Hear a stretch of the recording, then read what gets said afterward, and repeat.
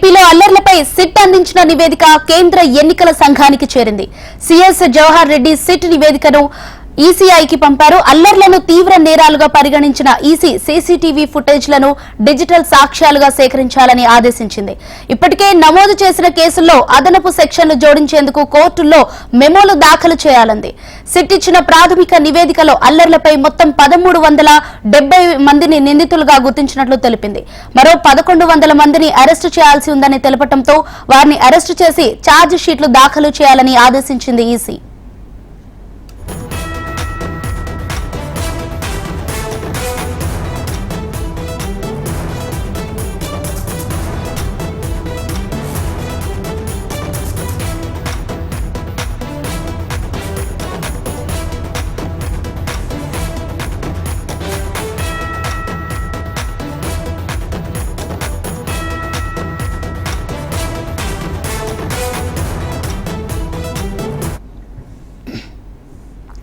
ఏపీలో అల్లర్లపై సిట్ అందించిన నివేదిక కేంద్ర ఎన్నికల సంఘానికి చేరింది.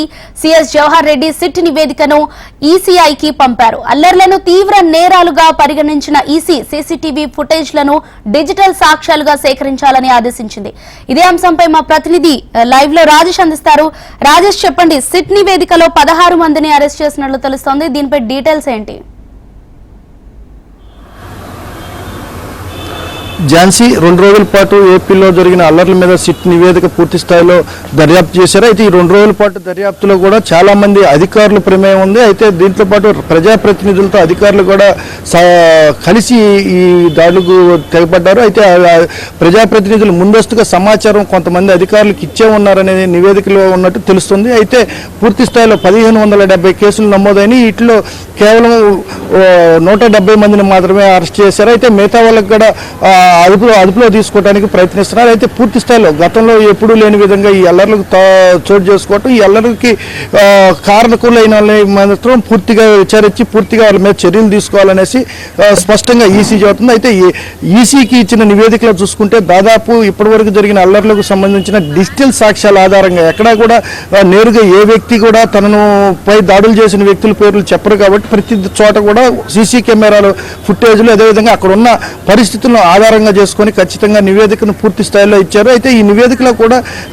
కొంతమంది అధికారుల పేర్లు కూడా ఈ సిట్ నివేదికలో ఉన్నట్టు తెలుస్తుంది. అయితే పూర్తి స్థాయిలో ఇప్పటివరకు అధికారులు అయితే మటుకి సిట్ నివేదికలో ఏముందనేది పూర్తి స్థాయిలో వెల్లడించకపోయినప్పటికీ కూడా ఈ రాష్ట్రంలో జరిగిన అల్లర్లకు కొంతమంది అధికారులకు ముందస్తుగానే సమాచారం ఉంది. అయితే సమాచారం స్థానిక నేతలతో వాళ్ళు మమేకమై ఈ గొడవలు జరుగుతున్న సమయంలో కొంత చోద్యం చూస్తూ ఉన్నారనే అంశాన్ని కూడా జోడించినట్టు తెలుస్తుంది. అయితే ఇప్పటివరకు అరెస్ట్ చేసిన వాళ్ళు మిగతా అరెస్ట్ చేయాల్సిన వాళ్ళు కూడా త్వరలోనే అరెస్ట్ చేయాలి. అదేవిధంగా ఈ పెట్టిన కేసులు కూడా సవరించి వేరే చట్టాలను పెట్టేసి వారి మీద తీవ్రమైన నేరాలను ఆరోపించాలనేసి నివేదిక ఇచ్చింది. అయితే ఈ కేంద్ర ఎన్నికల సంఘం మాత్రం ఈ విషయంలో మాత్రం సీరియస్గా ఉన్నట్టు తెలుస్తుంది. ఝాన్సీ, రైట్ రాజేష్, మరో 1100 మందిని అరెస్టు చేయాలని సిట్ నివేదికలో తెలిపింది. మరి ఈసీ ఆదేశాలతో వారిపై ఎలాంటి చర్యలకు సిట్ సిద్ధమవుతోందన్నట్లు తెలుస్తోంది?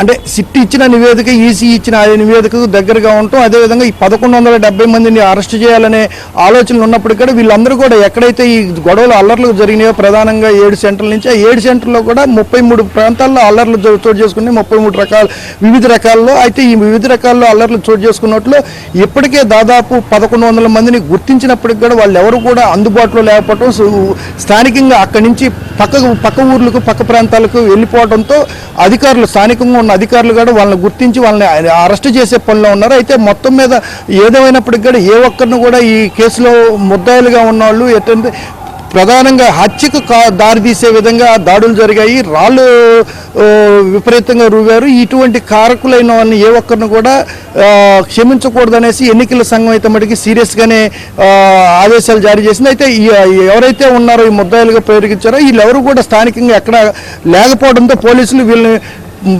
గుర్తించే పనిలో పడ్డారు. ఝాన్సీ, రాజేష్, మరోవైపు సస్పెండ్ చేసిన అధికారులపై ఈసీ చర్యలు ఎలాంటి ప్రభావం చూపే అవకాశం ఉంది?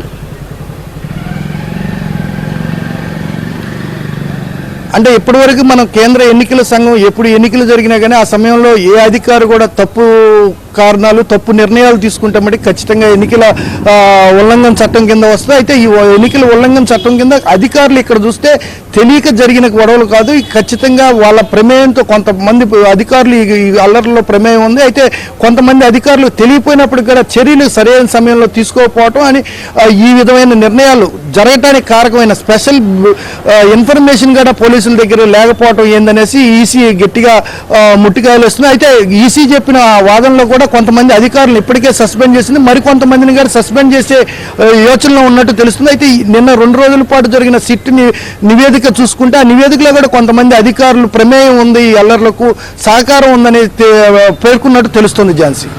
రైట్ రాజేష్.